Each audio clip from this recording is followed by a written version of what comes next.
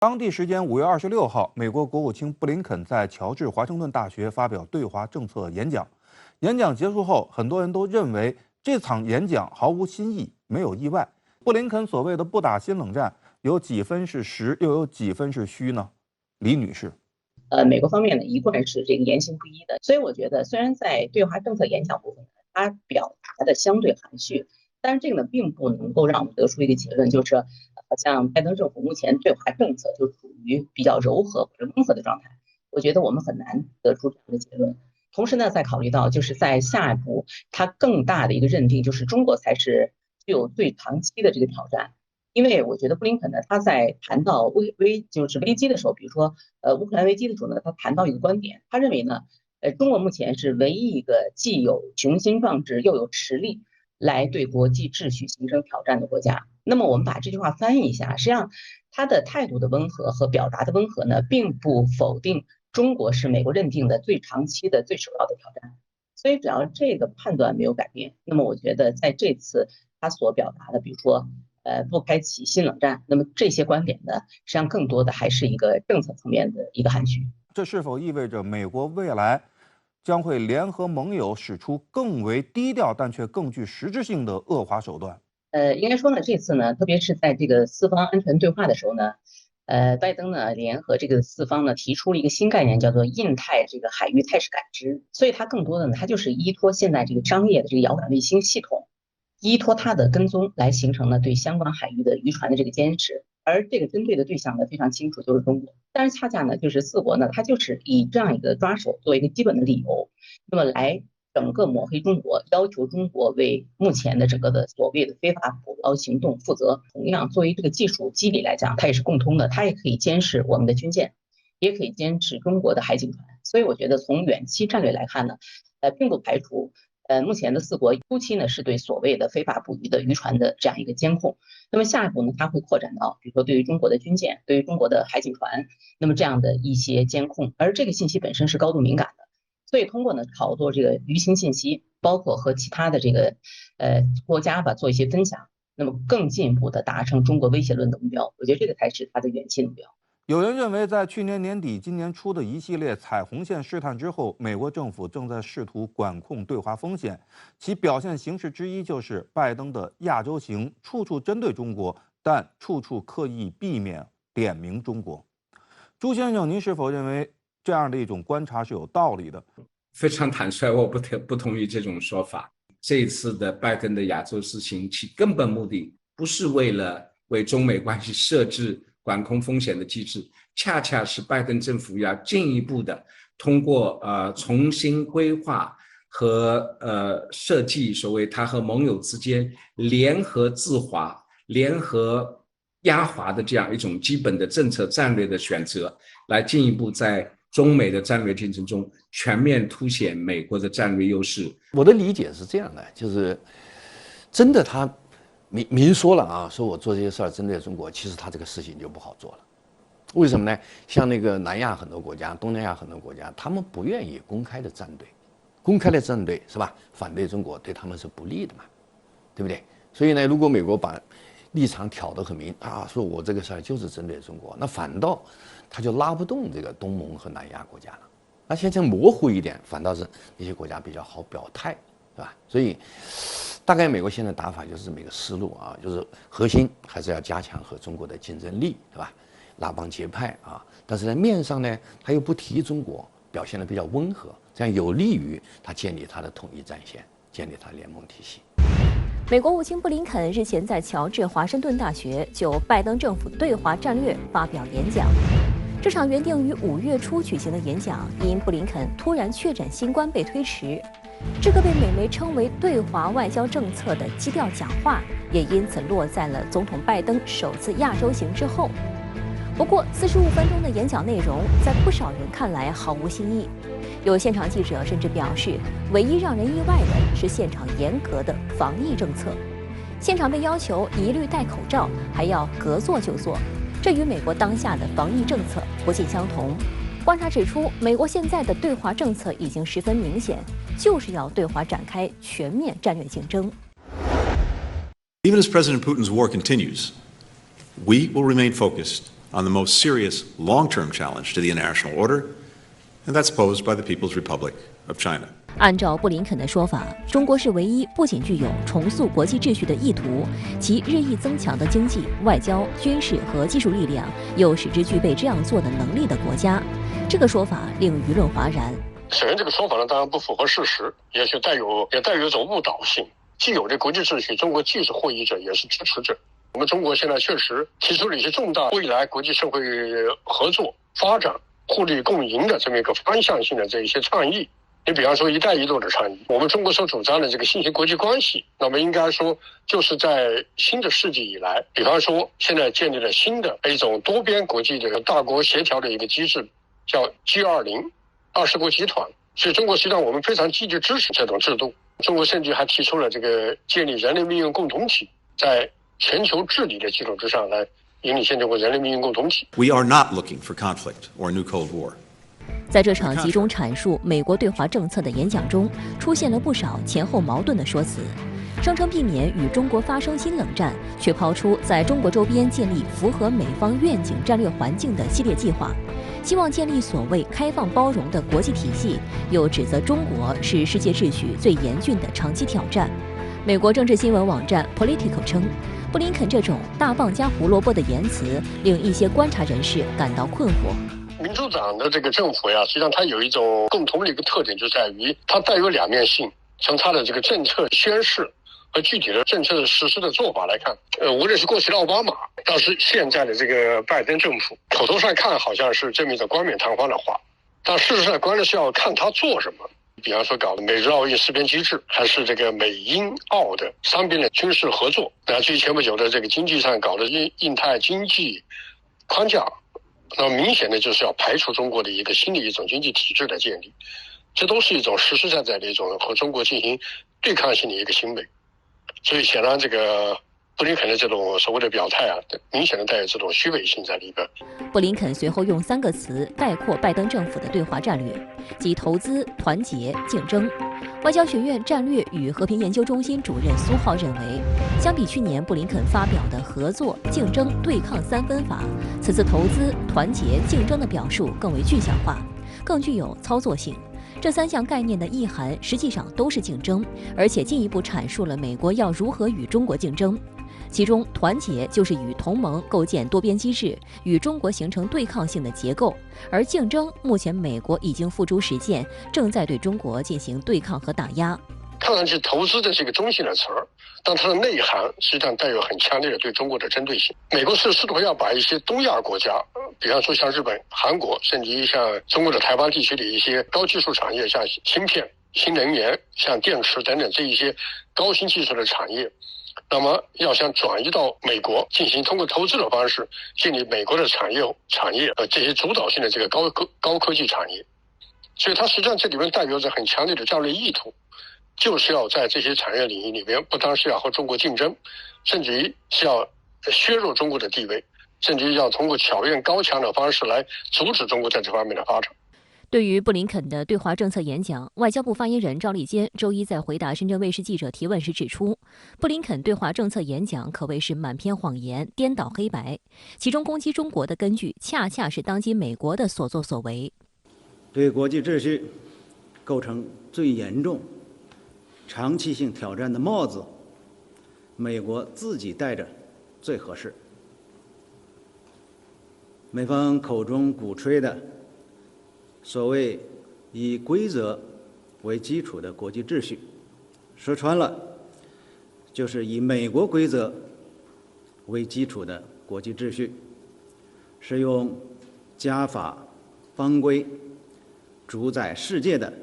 霸权秩序。与此同时，中国外交部部长助理发言人华春莹27日傍晚连发11组推文，对布林肯讲话内容进行点对点回击。针对布林肯假情假意地称美国不寻求阻止中国发展其经济或增进其人民利益，华春莹接连反问道：如果真是这样，为何美国还未取消对华关税？为何还在不遗余力地打压中国高科技企业？又为何如此忙于试图在全球供应链中取代中国？为何要散布诸如安全威胁、强迫劳动等谎言，剥夺中国人民或中国企业发展的权利？值得注意的是，布林肯在演讲中还宣布，美国国务院将成立中国小组，这将是一个跨部门的综合团队，将专门协调和实施美国政府有关中国的政策。I'm determined to give the State Department and our diplomats the tools that they need to meet this challenge head-on. 实际上，这已经不是美国第一次为中国专门设置工作小组了。在美国国务院东亚和太平洋事务局中，本身已设置了中国蒙古事务处。我专门去过国务院里面，到这个中国蒙古处和他的处长交流过。尽管他的主要任务是中国，但他还涉及到东北亚。那么从制度化的角度来看，这次布林肯决定专门要成立一个中国小组啊，就可见美国呢，应该说在国务院里面的第一次，从他建立以来第一次出现了一个专门针对中国的一个机构。可见，他要集中力量在外交政策上，那么在应对中国方面需要进行的全面的统筹。这一点看来可见，他的在外交上更加聚焦中国。实际上，拜登政府为打压中国付诸的实际行动越来越多。5月26日，国务委员兼外长王毅正在太平洋岛国和东帝汶展开访问。一天后的5月27日，白宫抢先斐济一步突然宣布，斐济将成为第14个加入印太经济框架的国家。显然可见美国的这种和中国进行博弈，这个是紧锣密鼓的进行的，而且呢也是亦步亦趋的。只要中国做什么，它就具有很强的这个针对性，和中国来进行竞争，甚至于来抵制或者是来抵消中国的这种影响力的这种直接的行为。针对布林肯的涉华演讲，王毅表示，这篇对华政策演讲反映出美国的世界观、中国观、中美关系观都出现了严重偏差。我们要告诉美方的是，这个世界不是美方描绘的世界，中国不是美国臆想中的中国，中美关系不是美方设计的零和博弈。对于正处于重要的十字路口的中美关系，美方应做出正确抉择，不要在三分法、三点论上不断做文章，而是把精力真正放在践行相互尊重、和平共处、合作共赢三原则上，进而找到中美两个大国在新时代的正确相处之道。布林肯26号的演讲是美国高层第一次对美国的两岸政策进行全面阐述，篇幅确实不小。朱先生，您认为布林肯把话都说清楚了吗？确实，布林肯要告诉中国，也告诉世界，美国的一中政策没有变。但问题是，今天美国的中国政策变了，美国的台湾政策一定要变。所以，美国事实上在按照自己的战略需求，在今天中美战略竞争的背景下，美国的台湾政策在进一步向着有利于台湾的方向，在做出实质性的转变。对此，我们要保持高度的警惕。另外，就是在实践上。他越来越把他的国内法上，就是与台湾关系法放到那个3个联合公报之上，是吧？然后，所以这个就是挺危险的一个趋势，因为如果这样一种趋势啊，不断的把一个中国政策掏空，那么总有一天会达到一个临界点嘛，啊，然后中美关系它那个基础就发生了动摇，一旦那个基础发生动摇，台湾问题真可以这个发生重大事件，就是习主席以前警告过了，会地动山摇。最近，新美国安全中心联合 NBC 进行了一场战争兵器推演，展示了美国如果介入台海冲突，升级的速度会有多快。在推演当中呢，美方专家认为，中国会意志坚定地传达一个信息，即如果华盛顿不退缩，美方可能处于危险之中。核手段将会成为博弈的手段。那么，李女士，您如何看待这番危言耸听？当下呢，我们看到新美国中心呢，通过炒作台海冲突来恶意的丑化中国的形象，就是它的目的呢，就是煽动，比如说美国民众呢，对于将来可能的这个台岛未来作战行动的一种恐惧，也包括心理上的一种反感。同时呢，支持美国，比如说动用所有的手段，比如说包括装备的援助啊，包括这个情报的共享啊，甚至包括呢给台湾地区呢做这个军事训练的培训啊，来阻挠呢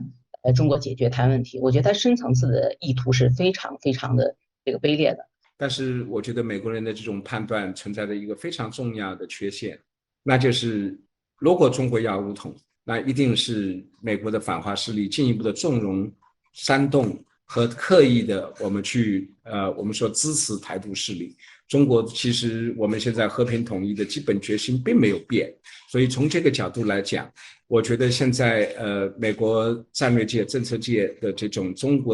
台湾问题焦虑或者中国问题焦虑，其实应该更多的读懂今天两岸关系中国的基本政策。我们通过这次新美国协会它的这个兵推，我们会发现这里面很多的元素都是目前美国国防部呢在高调强调的元素，比如说未来的空战的这个制空权的争夺。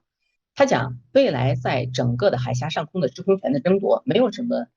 其他的这个法门。那么最重要的实际上就是掌握绝对的优势，所以他觉得未来要把像 F-22啊、F-35啊，那么包括大量的这个无人机啊，都要部署到这个相关的印太区域。这个就是本身争夺绝对的未来呢战场制空权的一个考虑。虽然呢，美国政府现在呢还是在讲，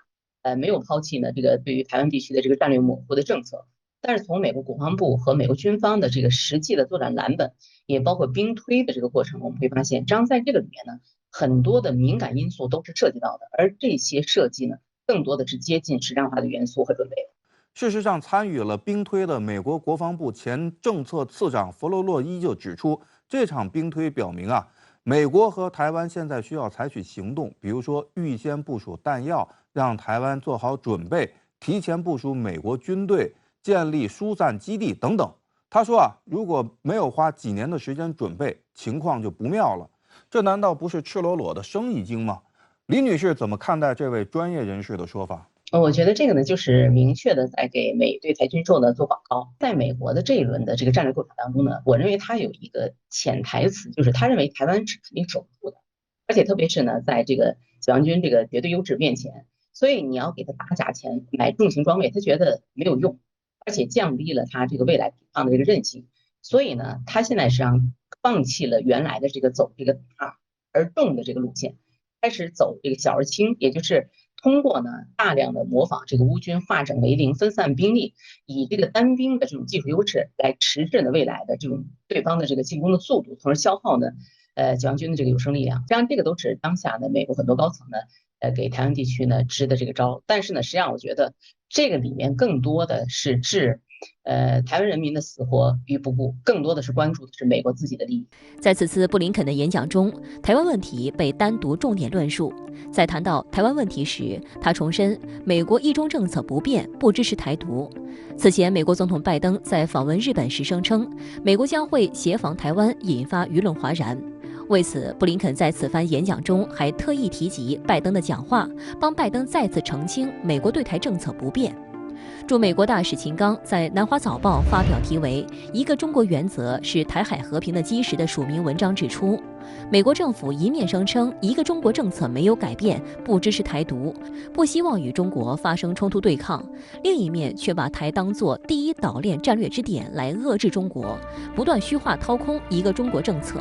美方把单方面炮制的所谓《与台湾关系法》对台6项保证凌驾于中美双边共识及3个联合公报之上，严重违反国际关系基本准则。日前，新美国安全中心联合美国国家广播公司进行了一次美国介入中国大陆武统台湾的兵棋推演。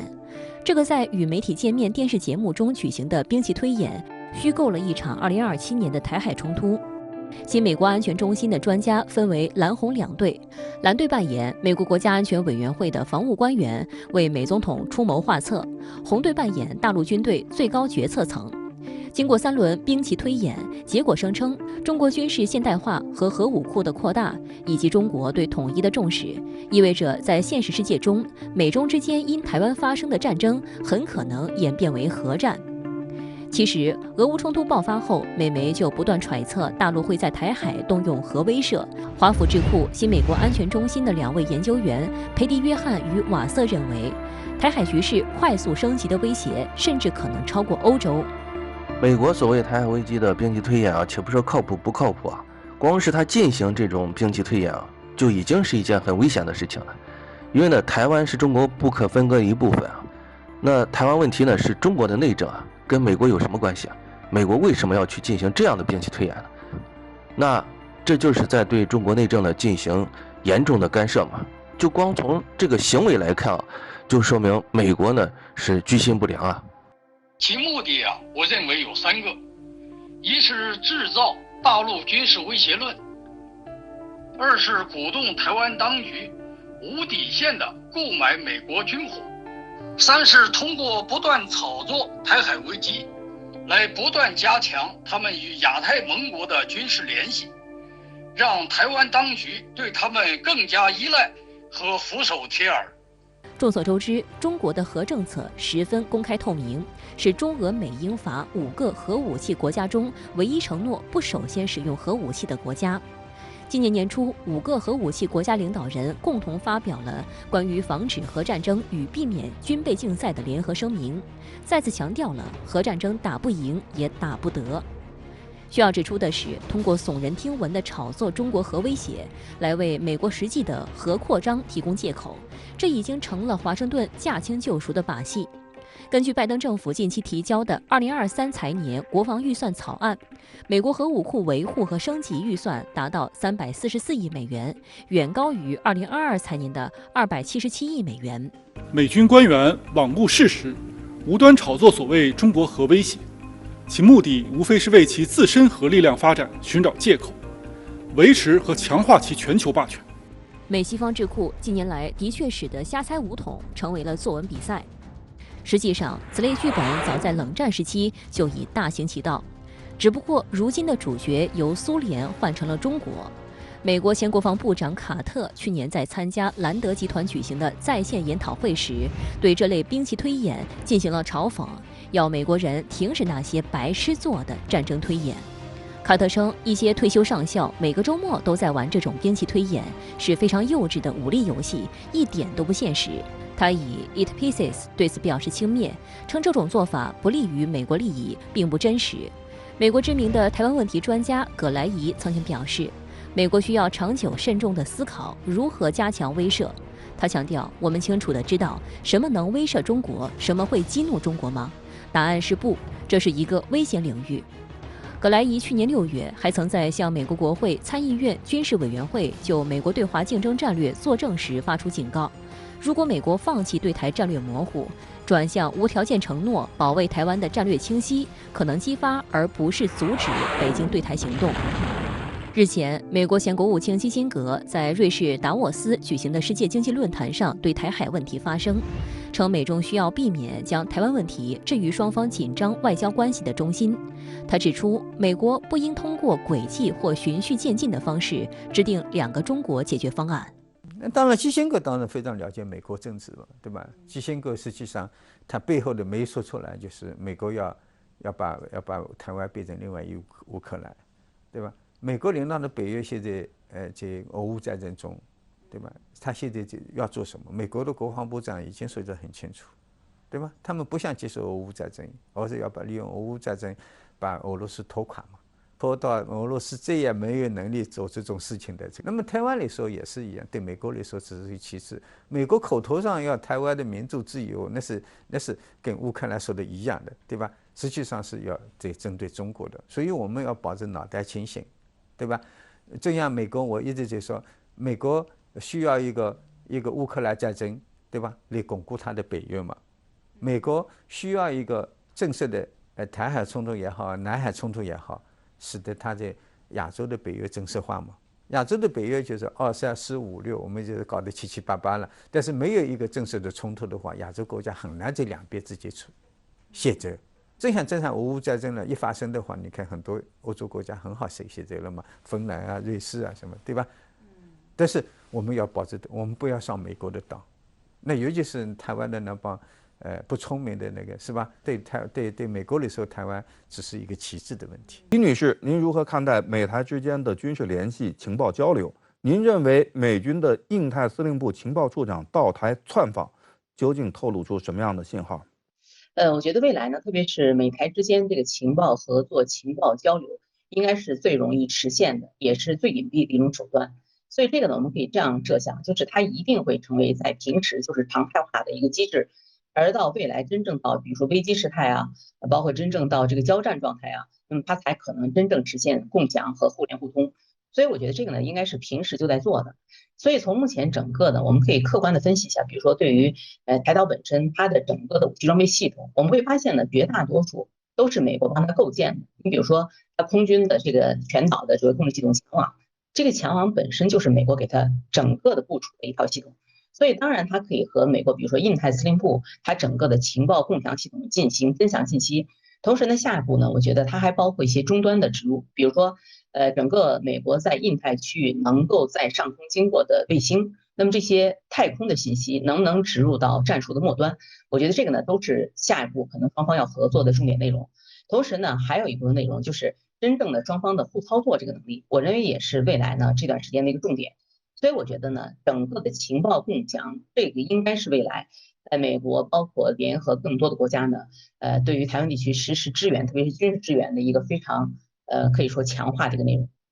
近段时间以来，美国频频借俄乌冲突渲染所谓的台海战争，故意把两个性质完全不同的问题相提并论。那么这后面有什么险恶用心？朱先生，我觉得险恶的用心在两个方面。第一个，确实美国想用今天的乌克兰战争问题来警告中国，就是台湾问题，你中国不要轻易的这个采用军事这个解决的这个方式。所以美国现在一定程度上也有信心，那就是我即使不军事干预，我把这个中国解决台独问题的这个军事解决方案作为所谓的乌克兰问题来像制裁俄罗斯一样制裁你中国，那你中国可能要承受难以承受的各种各样的代价。所以今天美国政界、美国战略界常常将台湾问题的未来有可能出现军事解决的形式比喻成今天的乌克兰战争，在很大程度上就是反映了美国这两个基本的心态。美军参谋长联席会议主席马克·米利在西点军校毕业典礼上警告说，你们要面对中俄，还将与机器人坦克作战。在此之前呢，他还曾在一场参议院听证会上声称，美国将帮助台湾进行自我防卫，同时呢，要让中国大陆知道，攻占台湾是个非常非常难以实现的目标。但我们知道，去年底就有媒体曝光，马克·米利曾经在2020年的10月30号、2021年的1月8号2次致电中国军方，保证美国依旧稳定，不会向中方发起突然袭击。如果有袭击，他会亲自发出警告。两相比较马克·米利现在似乎变得激进起来了。为什么？我们又应该如何看待这种现象？米利呢，这次在西点军校的这个毕业典礼上呢，他讲这个话，我觉得他是有非常深刻的含义的。大家可以看到，第一个就是你们要面对中俄，我觉得这个就很好的体现了我们刚才说的应对大国竞争。那么第二个就是说，你们会与机器人和坦克作战，我觉得这个呢点出的是一个未来的一个整个军事技术发展的一个大趋势。所以这一切呢都是大国竞争带来的极大的变化。同时这里面呢他还谈到了台湾问题。我们要知道，在今年的2月11号，就是美国推出了新版的印太战略当中，它是出现了几个非常重大的转变的。一个呢就是未来的东南亚和印度会成为两个重要的抓手。那么同时呢还有一个新出现的概念，就是台湾地区的重要性上升了。所以现在我们会发现，就是美国现在呢出于对于大国竞争的这个准备，它对于中国的这个潜在的组织包括防范，它不是以单打一的形式出现的，它实际上呢是以多打一的形式出现，就是通过呢构建一个阻挠中国发展的一个大的战略环境，来破坏你未来发展的步伐。所以现在呢我们会发现，就是事实上米利所讲的这样一系列的内容，它和美国的整个的国防战略的调整和美国印太战略的调整都是有非常直接的关系。参联会主席马克·米利他就是个双重身份他又是政治家又是军方领袖。我觉得前年去年呢这个他给中方打电话呢，那个身份是军事领袖。这个因为那个时候他的那个总司令是特朗普，特朗普绰号是特不靠谱先生嘛。那么现在呢，他跑到西点军校讲话，他是政治领袖，他又给他的军队打气，对吧？就像政治动员一样。这个时候他要夸张一下中俄的威胁，要他们做好战斗准备。所以如果把他那个身份分清楚政治领袖、军事领袖，他这个不同场合讲不同的话就很正常了。台湾如果比如说某一天彻底对美国失望了，那这个牌也不好用了，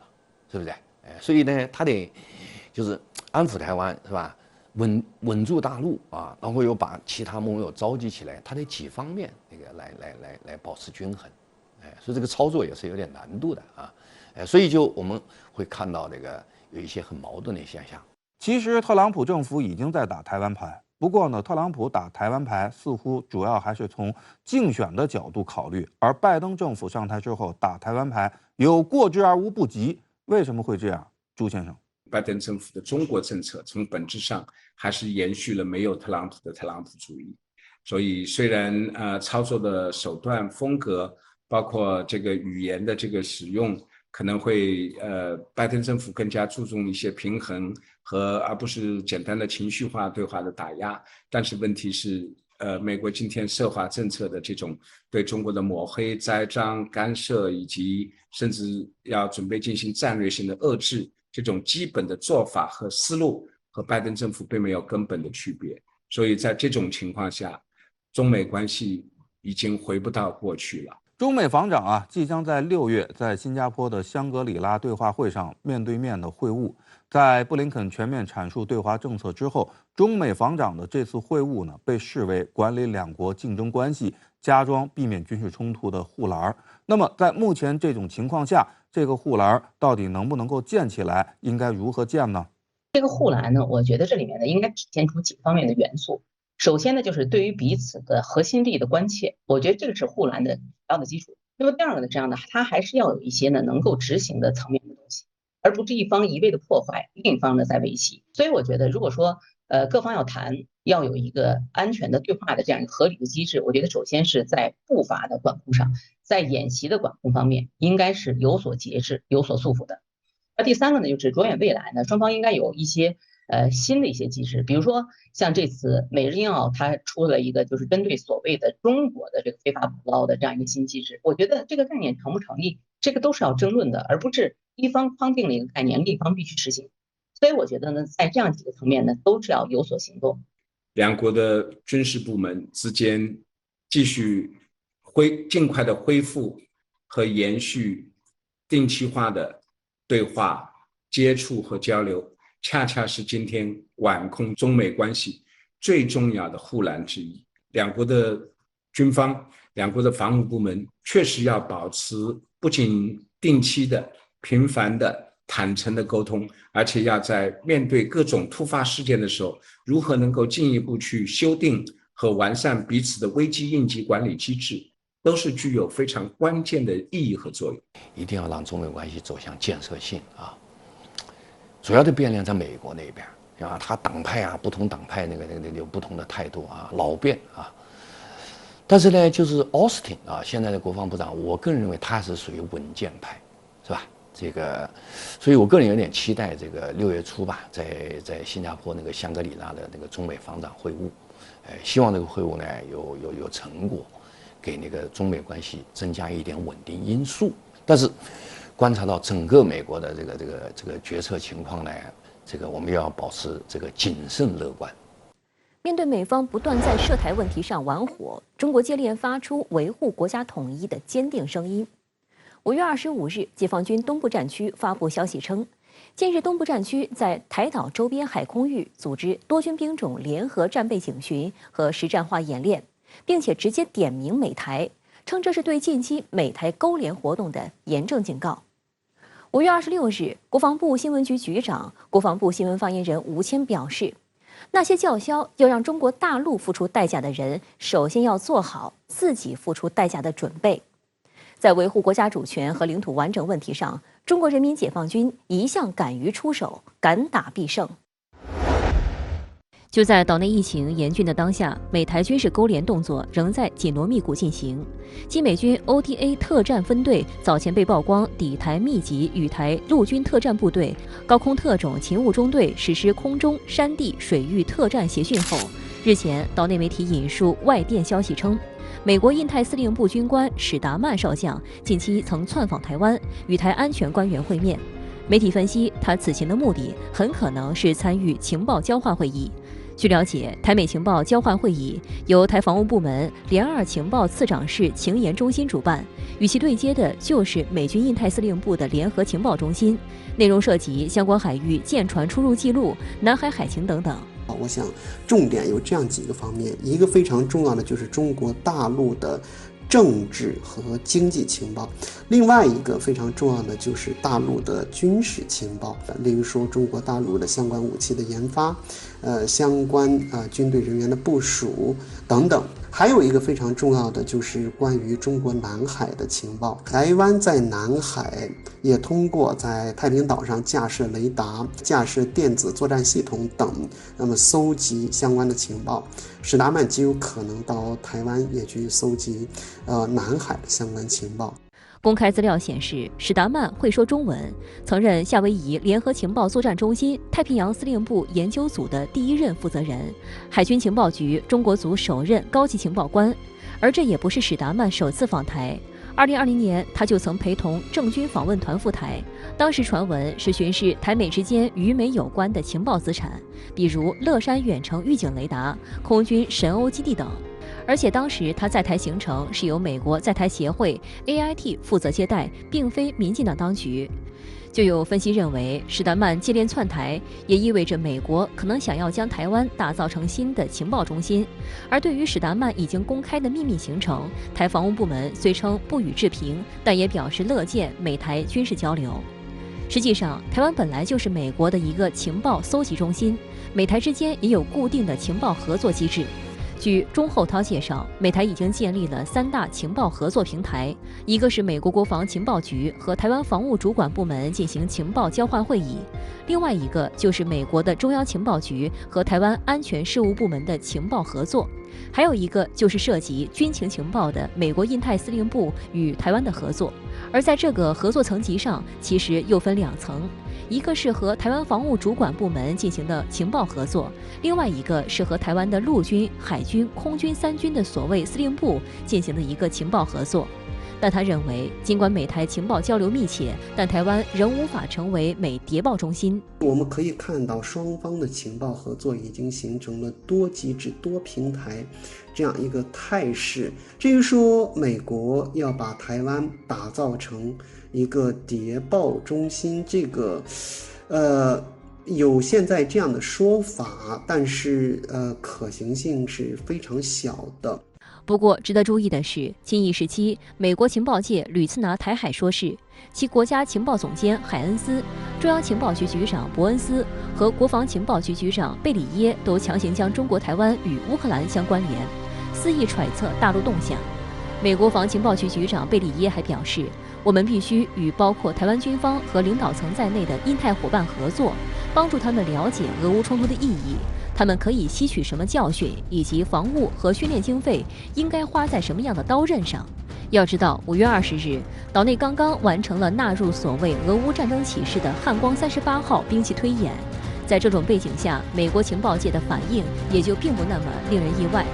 此外，美国国务院发言人普赖斯近日还宣称，美方定期与台湾就不对称战略的最佳系统、最佳能力进行例行对话。据美媒报道，拜登政府也正在推动台当局订购用于不对称战争的导弹和小型武器。台外事部门负责人吴钊燮也在美媒大谈所谓乌俄冲突对台启示，表示除了要持续发展不对称战力，也要强化争取理念相近国家支持。对此，国台办发言人朱凤莲26日应询指出，吴钊燮之流企图勾连外部势力，以牺牲台湾民众福祉和利益为代价谋取政治私利，是彻头彻尾的台独顽固分子。有关台独言行再次暴露了他们的谋独本质，其桩桩劣迹记录在案，必遭严惩。民进党籍民意代表王定宇近日还在媒体上说，据美方人士透露，因为俄乌冲突的启发，情报的分享比直接派军队进入更有效果，美台军事合作的形势已经改变。这种说法完全属于无稽之谈，因为这背后是属于典型的美国的金蝉脱壳之计，也就是说，我可以给你提供情报，我可以给你出手一定的武器，但是我不会给你直接派兵。为什么呢？就是为了防止被拖下水，那么想去实现自保。另外一个，如果说未来那么台湾出现冲突，美国的这些情报合作有没有帮助呢？其实可能性是比较小的。它和乌克兰不一样，台湾很小。那么在第一时间，台湾的这种水电网等基础设施就有可能会被摧毁。那么在电已经被断，网已经被断的情势下，你还怎么和外界进行沟通？你就没有可能进行任何的情报合作。所以妄图利用情报来对台湾进行支撑，这种想法是非常天真的，是没有任何可行性的。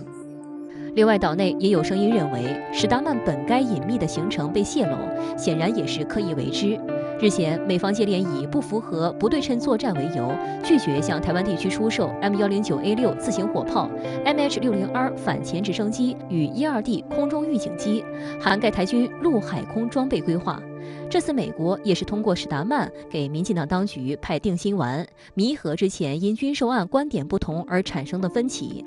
而更重要的是，美情报高官2度访台，也是向外表明，台湾仍是美国印太战略的重要环节。特别是在拜登3次口误协防台湾，外界都在猜测美国会否改变对台战略模糊的风口浪尖，放出这样的消息，也不乏进一步试探的意味。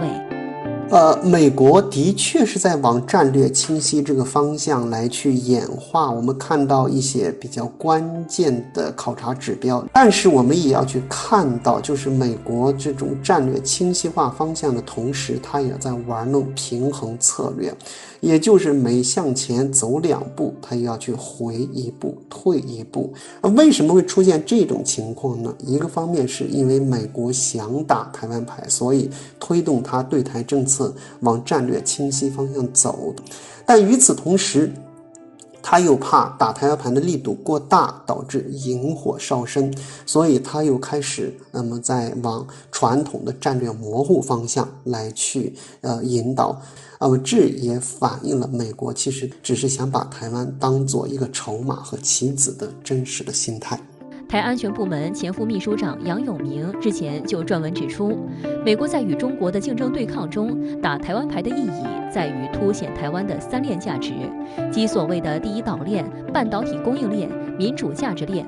他分析认为，从台湾的3链价值而言，台湾应该是美国印太战略的关键一环。但拜登政府仅仅在表面上支持台湾，进行掏空一中政策作为，实际上并未真正提升双方实质关系。美国对于台湾这颗棋子最重要的是图谋去榨干台湾的剩余价值，例如说目前台湾在芯片制造等领域还是有一定优势的。如果说台海出现了紧张的态势，美国人给出的方案、给出的策略就是直接摧毁。例如说，美国有专业人士声称，如果说台海发生冲突，那美国第一件要做的事情就是要摧毁台积电。那么另外一个，那最近美国海军研究所出版的议事录，这个是2022年5月份发表的文章，里面明确说，如果说台海出现冲突，美国就应该派兵去摧毁台湾的基础设施。这种毁台论也应该让岛内的民众早日睁亮自己的眼睛，早日认清现实了。